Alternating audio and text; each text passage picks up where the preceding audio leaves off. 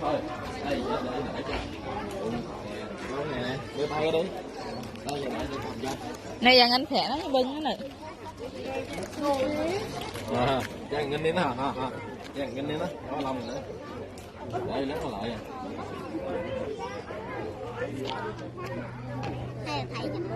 Không cho. Thiệt. Đừng gần đây nè. Để giữ giữ nó trước. Như thẻ. Thiệt chứ nè. Che cả là khó như bật đó. Tay á. Từng khỏe chứ. Yêu nó, yêu nó. Thấy cay á. Này ơi. Này. Rồi thằng này.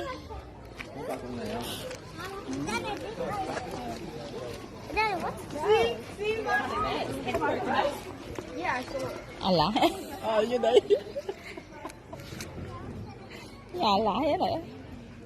To cái cưng ru lùa đó. Đấy là thiệt hả đấy.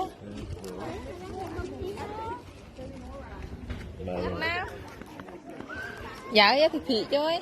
Đấy mại đó. Nâng đây dặn anh á cho khỉ lại. Nâng. Đây dặn từng anh phẹn nào. Nâng qua lòng nè. Tại những thộn mử mà. Khlang quá ơi.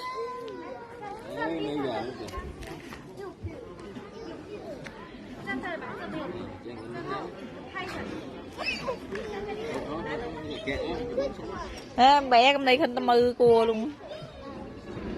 Ra gà đó đi.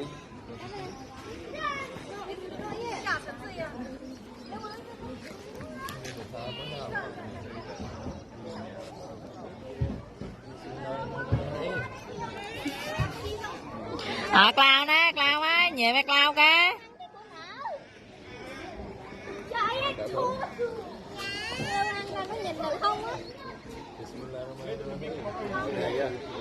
Nè, có bỏ trâu con gồ bự luôn kìa. Mà bỏ ba lô, còn vỏ bỏ hai cái này vô đi. Coi cái này xong đi rồi vô nó coi. Ăn trên đi, ăn đó để đồ. Tự trang xếp giả bộ khổ. Cái đồ khui rồi đây em cầm cho.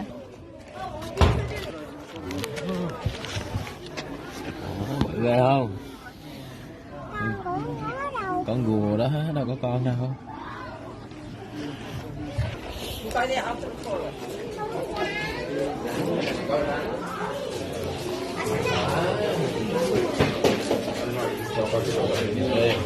Này.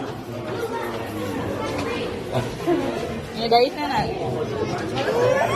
Cái thuộc là đậm mà. Ui mà thuộc ngang đó mà. Đây thì vậy này đấy. Được vậy đây.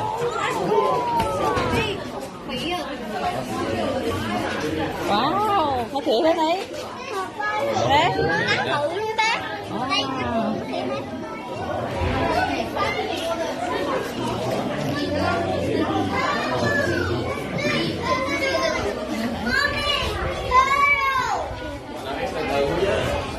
Đây thằng này nè.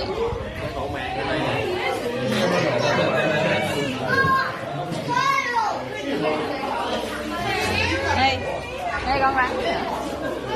Đây lại.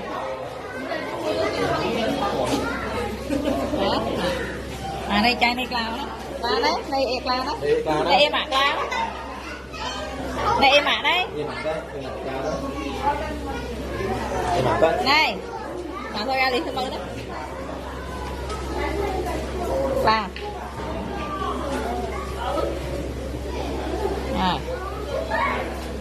Đây. Nó bơi.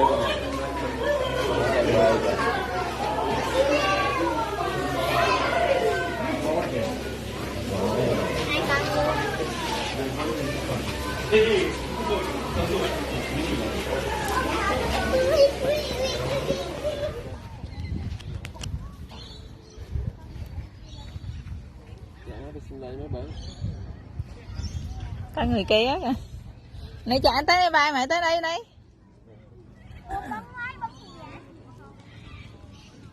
Như xóa phần lúa chị ăn. Như xóa phần lúa. Dạ. Chứ con bưng thiệt luôn. Tôi đập bưng ơi kẹp sao nó. Dạ không nhớ. Thật nó. Có gì vậy nó? Bưng có nó. Bưng dừa thôi mà. Dạ tao dạy rồi cho nó ăn đi.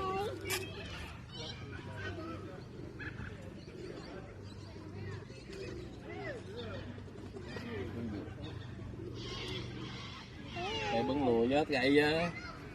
Gục mưa cái túi á. Này phải như bưng cái này. Nó quay bưng vậy bưng hả? Rồi. Cái gục mưa. Nè thành gục mưa đó. Nào mà. Mà là hết gạo chứ phải đâu.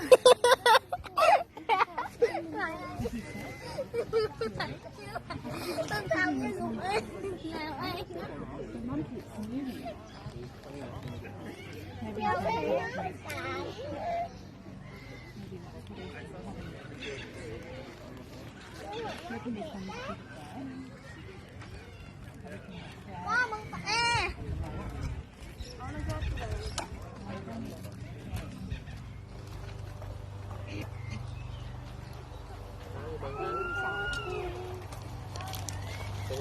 Sao ra nó thảo rồi lắm đó. Cái này. Cái chân của con.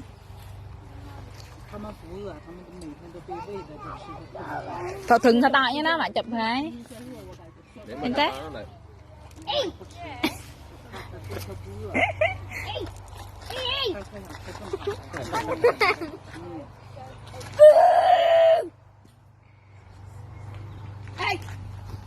Trời ơi ra đây. Em đi vào. Sao ra thừng thọ tại nó mà chụp này giá kỹ lại. Giá kỹ nửa thọ có tạo thôi chứ.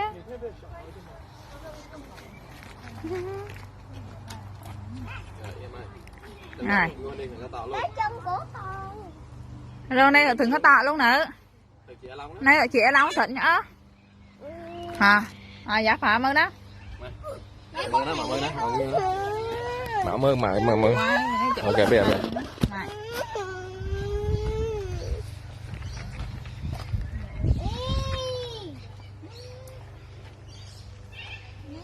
Yên em ơi, yên em ơi.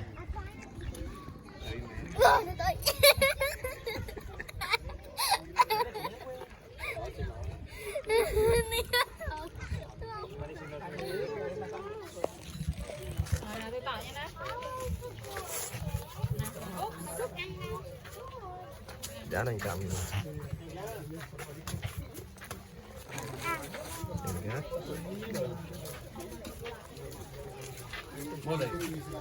mai mày đi.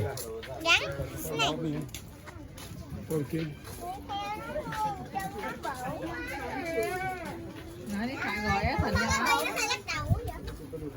Đừng nhá. Đây, phải đó là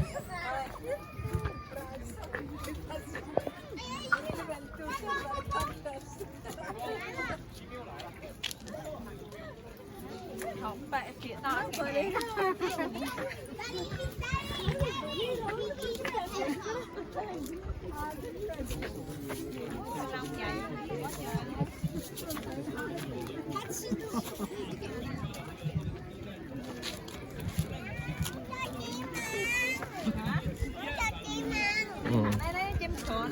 Quăng xuống coi này. Đó. Anh Long đó, anh Long. Before we get started, I'm just going to get you guys up the front here. Try not to hang off the wires for us. Thank you. Wouldn't want any of those breaking. Alright, welcome to Ballarat Wildlife Park, guys. My name is Noah. I'm one of the bird keepers here today. And these guys are our little penguins. Now, they're also called fairy penguins, or little blue penguins, and they're called this because of that coloration on their backs.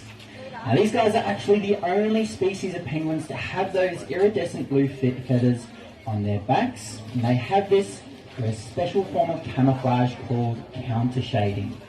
And what that means is that when they're swimming out in the water, their blue backs blend in really, really well with the blue water so that they can hide from any predators from above. And their white bellies blend in really well with the white sky so that they can hide from any predators underneath. Now, these guys are a temperate species, and what that means is you're not going to find them living out in the snow. You won't find them around Antarctica, but you will find them in the warmer waters around the south coast of Australia, as well as around New Zealand and Tasmania as well. And here in Victoria, you'll mainly find these guys out around Phillip Island, which is our background behind me. You'll also find them around Warrnambool and St Kilda Beach as well. Now here at the park we have 15 little penguins, and one of the most asked questions we get is what are those things around their wings? They're not floaties to help them swim. These guys are very good swimmers. But these are just little tags that help us tell who is who and a little bit about where they've come from. Let's see if I can point a couple out. So, the two down the front here, we've got one in the double red, one in the double brown. This one is ash. This one is bean. We've got another one in a double grey. Double green. This is Bruce. I'll talk a little bit about him later. We've also got Bunny up here on the pink and white. We've got Hop just here and the purple and black. Now, Bunny and Hop here are two of the youngest penguins we have at the park. And as you can see, they've got two different coloured armbands, and this tells us that they've come from outside of the park. And Bunny and Hop here were actually two rescue penguins. So they were rescued off the coast of New South Wales, and they've been getting better here ever since. And then the three that I pointed out at the start, Bruce here with his double green, those two coloured armbands tell us that they were born and hatched here at the park, and they've been raised from a chick. Now, these guys love to spend their time out in the water. They spend about 80% of their time in and around the water, and they've got some very cool adaptations to help them with this. And one of them is their feathers. These guys have about 10,000 feathers all over their body. And they're very small and they're very tightly packed together, so that when they're swimming, it traps a layer of air in between their skin and the water. And this is to help them be insulated, help them to keep warm while they're swimming. Now when they're going through their molting season, they will lose and regrow every single one of those feathers at the same time. And Bruce is currently going through his molt. Now out in the wild, they lose that insulation, they lose that warmth, and they also lose the waterproofing coating over their feathers. And so they won't actually go out into the water or swim when they're going through their molt. This means that they won't actually go out and hunt or eat for the couple of weeks it takes for their feathers to grow back. Here at the park we like to keep it as natural as possible, and so we try and replicate that. And so we feed Bruce up here as much as possible before he went through his molt, so that he can focus all of his energy on losing and regrowing those feathers. And over here, in the green and the white, this is Penguini. She's just finished her molt, and as you can see, her top feathers are very, very bright and clean and pristine, and that's what Bruce is going to look like once he is done. Another thing that they have to help them while they're in the water is something called a nictitating membrane. And this is just a third eyelid. It covers their eyes so that they can see where they're going, and to also protect their eyes from any dirt or sand that might be in the water. You might have seen them swimming around before, and they do look quite fast. However, these guys are one of the slower species of penguins. They only reach up to about 6 kilometres per hour, but the reason they look so fast is because they use their strong wings and their strong feet to help them to turn and spin really quickly. And this is absolutely amazing to escape from their predators as well as to catch their prey. And out in the water, these guys will go out and hunt things like small schooling fish, Small squids and octopus. Keep these guys in here so no one will miss out. I'll just ask you to keep all limbs and hats and things and everything off the fence here. Our dingoes don't like things in their space. Sorry, Joe. Very impatient. So we have 5 alpine dingoes here at the park. In here we have Esky is the big white one, that is Dad. Luna, the little ginger one here, is Mum. And then we've got the 3 boys who we call the pups but are no longer pups. They are 7 years old. We've got Cozzy here. The white one is Snowy and the noisy one is Banjo. So I'm just going to get these boys up and situated. They can be a little naughty, so I'm just going to concentrate so I don't get jumped on and nobody steals each other's food, and then I will have a little chat. Get down, Banjo. Down. No. No. Thank you. Got up. Got up. Whoever just said Banjo doesn't listen, you're dead on. He's turned on the naughty side. So, what we mostly hear when we walk past our dingoes is, oh, they're just dogs. Find it. The second thing we hear, find it, is, I want one. Now, the first statement, dingoes are very, very different to dogs. So, mainly they look very similar, but that is because they are all evolved from wolves. So they are all a canine. So yes, they have a lot of the same features, and they do even do some of a lot of the same behaviour, but they do have some massive, massive differences. So dingoes have been around for tens of thousands of years. They've been around for a really, really long time. They are an old animal. They are a little bit closer to wolves. Now, our dogs are relatively new, because over those tens of thousands of years we went, oh, those things are cool and I want one to come home with me and sleep in my bed and live with me. So what we did is we changed them. We changed our dogs. We changed the way they looked and we changed the way they act through breeding and domestication. Now, these dingoes are not domesticated. So yes, they were very good just then. They went up there and they sat. But if I came in here and I didn't have a bucket of food and I said, go up there and sit, they would go, absolutely not. So they follow wild instincts. They're smart. They know what I want them to do. But their wild instinct says, if I do this, I get this. If I dig a hole, I have a den. If I chase that thing, I can catch it and I can eat. If I go looking, I find water. So then going, okay, I'll sit and I'll get that food. That's wild instincts. But if I ask them to sit with no food, they go, why? With your dog, because of their behaviour, they learn, and we say, oh, you're a good boy, and they go, okay, great, I enjoy having a little pat and being told I'm a good boy. These guys don't care if they're a good boy. In fact, half the time they're not a good boy. So it is very much an instinct and an attitude thing. And that is, again, that is on purpose. That is because we bred that into our dogs and we trained them and we domesticated them. So another big thing is if you take your dog out for a walk and you let it off leash, it comes back when you call it. It will come home with you. If it went missing, it wants to come and find you. But also it needs you. It relies on you. You feed it. It sleeps in your bed, it gets treats, it needs to be told it's a good boy. It needs you for those resources. If I let a dingo off, see ya. See you later. Have a good life. Appreciate it. Bye. They can get all those resources. They will go and hunt. They will go and catch their own food. They will find their own shelter. They will find their own water, and they would be absolutely fine without me. They like me. They don't need me. They can live wild, no worries.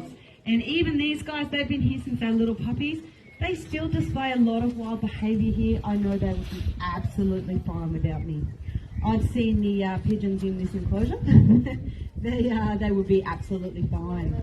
So the other big thing is the look of our dog. So yes, they look like a dog, but more accurately, a dog looks like them. So we have changed our dogs. Have you seen a Chihuahua or a Pug or a Great Dane or a Kelpie? They all look incredibly different. And that's because we bred things in and out of them of what we wanted. I want it to sit on my lap and bark at strangers. I want it to protect me. I want it to hunt for me or retrieve. I want it to round up sheep. So yes, there are some people who will say that looks just like my dog. Well, they may have a little bit of dingo in them, but we have changed that throughout the years of our dogs. These guys haven't changed in those tens of thousands of years. These guys look like this on purpose. So their physiology is important for them to survive. They have kept incredibly good eyesight and hearing, and their sense of smell is amazing. They are insanely flexible. So you may have seen a little bit of jumping from these guys, but not near what they can actually do. They've got really springy back legs. Their front legs go all the way around. Their wrists, sorry, not their legs. Their head goes all the way back behind. Their ears go behind them. They can fit in some really incredible little spaces. So for our dingoes, their skull is the widest part of their body. So that means if he puts his head somewhere, if he's chasing after a rabbit and it goes down a rabbit hole, and he puts his head in there, the rest of that body can squish down the sides of his head and can fit through that rabbit hole. And that's really important if they're running after something or they're running from something, and they've got to fit through a little hole. They know they can fit. And it means our dingoes cannot be obese, not like some of our dogs. They can't get any bigger because otherwise they can't use that feature. You right, buddy? They can't use that feature that they need to survive. So their physiology is incredibly important. Now for these guys, they are alpine dingoes, which means because they live in a cold area, they have an extra coat of fur. But as it's been getting warm, they lose a whole bottom coat of fur. It comes off, so Cozzy's still going.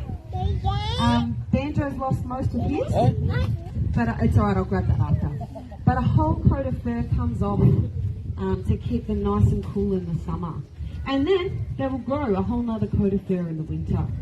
So these adaptations are really important for our dingoes to survive. Now, there is also a lot of wild behaviour that they use and a lot of communication that they use to survive in the wild. So being a pack animal means that they need to have an alpha. So if anybody was at the meerkat presentation, you learned about our alpha female Jamila. In here, our alpha male is Banjo. Now Banjo is always fed first, otherwise he will steal the other's food. He is important. He is the pack leader. He will take them.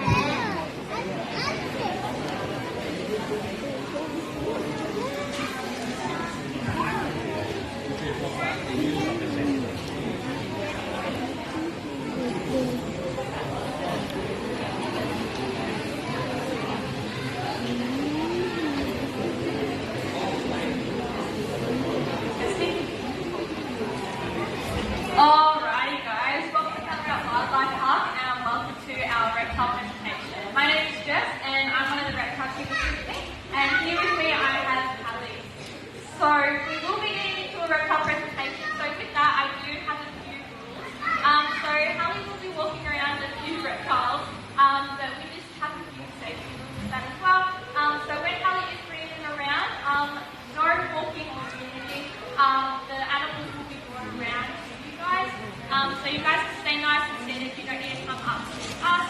But also when you guys are patting the animal, only patting them on the back of the tail, not the arms or the face. We don't want to get anywhere near that.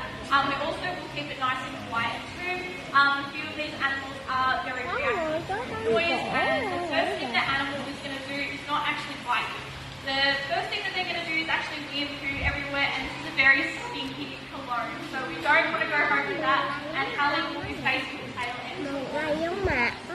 So we'll get started. So does anyone know the two main characteristics of what make a reptile a reptile? Yeah? Absolutely. So every reptile is cold-blooded, but here in the reptile family we like to say ectothermic. So it sounds a bit smarter to us, and it also is a better term. So you guys might think that reptiles are out to get you, but they're actually oh yeah, absolutely. So Gary is pointing out that big blue tongue. Now here in Australia we are pretty straightforward with the names we give our reptiles.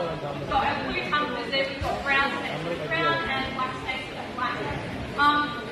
So with Gary, he is a northern blue tongue lizard, and he does have that pretty bright blue tongue. So that's actually a defense mechanism in the animal kingdom. So has anyone seen our poison dart frogs out in the reptiles? Those bright blues and also yellows. They do also come in green and orange and red. So in the animal kingdom, bright colours mean that they are Lấy phà mai đó. if a predator were to eat them, they might potentially die or get very, very sick. So Gary is nowhere near poisonous or venomous. He is not, or he's virtually harmless to us. But that big There you go. oh, not quite. Nãy đi tăng nó ngọt lại má rồi mình lại ẹn nữa. Không không nào. Nó lại lòng So bằng. they eat food, meat and vegetables. So they do have a variety of food, but we like to call Gary an opportunity. So he not really fun to Rồi gói cái bịch đó luôn. whatsoever. He has to find something that might be more food. Nghe thắc mắc kìa. So as an opportunist eater, he actually will smell out any prey or items that have unfortunately passed away, and he will get that source of food Nè, sao bị ra? from the animal. Đây gặp anh đấy. See Gary on the side of the road, eating the roadkill, and That's okay. Now it might be easiest to do this road, and then I'll come to the back for you. Have another pat for the photo. Này bắn thử nè. Này bắn thử đó. À nó. À bắn nhanh bạn đó, bắn nhanh bạn đó. Mà đừng nhanh bạn đó là bắn nhanh đây rồi. Cô có đi chút tí sao? Đây bò hả? Bố? Dạ?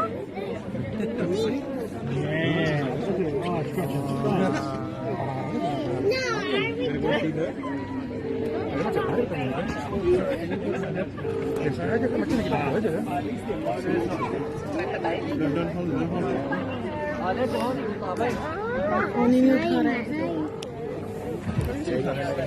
Này ở đây thôi.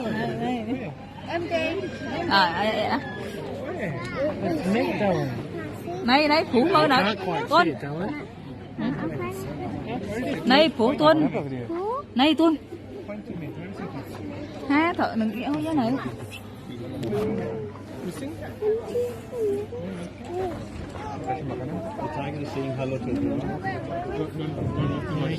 Everyone's tiger presentation, everyone. So my name is Will, and this is Cass. We're two of the animal keepers here at the park, which means we get to work some pretty cool animals, including our two lovely tigers that we have here. So at the minute, we are going to be feeding Akasha. Akasha is our female tiger here, and she is recently turned 8 years old. She's been with us for about 6 months now, settled in nice and well.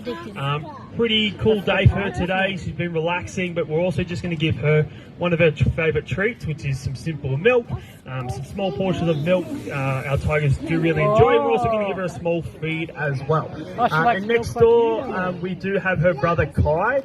So Kai is 8.5 years old. He's been with us for about 1.5 years. Similar to Akasha, he's nice and relaxed, settled in nice and well. Because we do have a brother and sister pair, that obviously does rule out any breeding. So we won't be breeding here in the near future, or are we now? Now, both of our tigers have come from Dreamworld up in Queensland, where they were both hand-raised by their keepers up there. Now, we do things a bit different through Dreamworld here at the park, so we actually work in a way called protected contact, meaning that we do everything on this side of the mesh. So as close as Cass is getting to Akasha today is as close as we will ever get to our tigers. So we never occupy the same space as these guys. We don't go in with them whatsoever. So that does work in ways of our safety, but obviously their safety as well.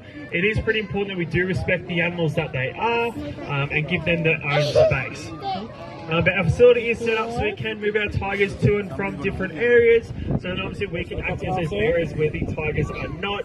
to make sure our procedure here is as safe as possible. Now, as I mentioned at the start, both our tigers are hybrid tigers, meaning that they are made up of two different subspecies. So their mum was a Siberian tiger and their dad was a Sumatran tiger. So they're made up of the Sumatran and Siberian subspecies. If you know a little bit about tiger subspecies, you may well know that Sumatrans are the smallest. So a max weight of a male might be around 140 kilos, and they are what's most commonly seen around Australia. So other facilities, other zoos, Taronga Zoo, Adelaide Zoo, even Melbourne Zoo, do all have Sumatran tigers. Now, you can see Kasha's massive size there. Now, due to them having a bit of Siberian in their genetics, Siberians are actually the largest subspecies. So the max weight of a Siberian tiger might be around 250 to 300 kilograms. So two opposite ends of the scale. There aren't any purebreds Siberians currently in Australia, so with our tigers both having a bit of Siberian in them, are on the larger side of tigers in Australia. Kai especially, who you might not see today because he has ate a whole lot of food this morning, so I'll tell you a bit about a little bit later. He is around 165 kilos, which is quite large, and he stands up about 9 foot tall, which is quite impressive. Kasha, she's about 120 kilos at the minute, which again is pretty big for a female, and as you saw then, she still is rather tall. Now, what you saw Cass do when she asked Akasha to stand up, it does give you guys a great chance to see Akasha, how tall she is, but it's not a trick whatsoever. It's one of our many health checks that we do here at the park with our tigers. So obviously, like I said, we don't go with our tigers, run our hands all over them. So by simply asking Akasha to stand up, like you just saw, gives Cass a great chance to check out the current condition of her body. So things like the pads of her paws, the underside of her belly, which we don't always have access to viewing. So it is pretty important that we do this a few times a day to make sure we stay on top of any issues or any areas of concern. Now, taking a look at their lovely coloration, obviously we see these guys as orange with black stripes. It's much more than meets the eye. So tigers are ambush predators, meaning that they do rely on getting nice and close to their prey items and using a big burst of speed and power to take down that animal. Now, they can run a top speed of about 65 kilometres per hour, but can't really sustain it over a long period of time. So they do rely on this coloration to act as a form of camouflage. You might think it's a bit silly that an orange tiger, it would stand out a bit like a sore thumb in the green jungle, but a lot of tiger prey items, just things like wild deer, wild boar and other hooved animals, are what we call diachromatic, meaning that they have less colour receptors in their eyes than what we do, so they can't actually see the colours orange and red, so they perceive tigers as green or brown. So imagine how hard it would be to see a green tiger move through a green jungle, and the black stripes as well do just help to break the outline of their body pattern, so they really are the masters of disguise. Now, in the wild, when a tiger does take down an animal to feed on, they will feed on it for a few days and definitely make the most of it because their next meal isn't always guaranteed. Now, we try and encourage and try and get them to do as many natural behaviours here at the park as best as possible, and how we feed them is pretty important as well. And so we do consistently feed our tigers around 5 and 6 kilos worth of protein a day. A feed like this, a tong feed, does give us keepers a great chance to bond with our tigers and create a good relationship with them, but also does give you guys a great chance to see them so close in person, which is pretty nice. But yeah, how we feed is quite important. So every 2 weeks we have what we call a gorge feed, where we give our tigers excess amounts of protein, so anywhere from 10, 15, 20 kilos worth of protein. It's a high value item which we do really enjoy to feed out to our tigers because it's something that they do get a bit of a buzz out of. So yesterday was actually Akasha's gorge feed, so she got a deer leg that weighed in around 15 kilos. She fed on it all day yesterday and was sleeping for a lot of it as well. We came in this morning to do our daily cleans and there was just bone left. So she obviously had a bit of a feed on that. So we're only giving her a small portion of food today. And at the minute, Kai has actually got his gorge feed in his enclosure with him. So we also gave him around a 23 kilo deer leg as well. So it's quite large. It's pretty nice for him to have something so large that he can feed on. But something that is, again, a high value. That's a bit different to chunks of food like we feed here. Obviously having all the hide, all the bones and things like that as well. Being able to drag that around the enclosure is pretty enriching. And very good for their exercise as well. So we put it right to the front, right in front of the glass so everyone could see this morning, and he's dragged it off in the bamboo where he likes to feed on it, which is pretty cool. Now, a common question we do get asked is why both our tigers are not in together. That is because tigers are a solitary animal, meaning that in the wild they live by themselves. They don't really live with other tigers. The only time you'll obviously see a tiger with another tiger is through breeding season. So the male will enter the female's territory, they'll obviously mate, he will then leave and leave the mother to raise the cubs. The two males were to come in contact with one another, they could be pretty fatal for one of the tigers as well, so it is pretty important that they do maintain their distance. And obviously, like I said, we do have a brother and sister pair, so the easiest way to avoid them breeding is to keep them separate. So with the mums in the wild, it is pretty important. Not only does she have to feed herself, but she does have to look after a few tiger cubs and provide for them.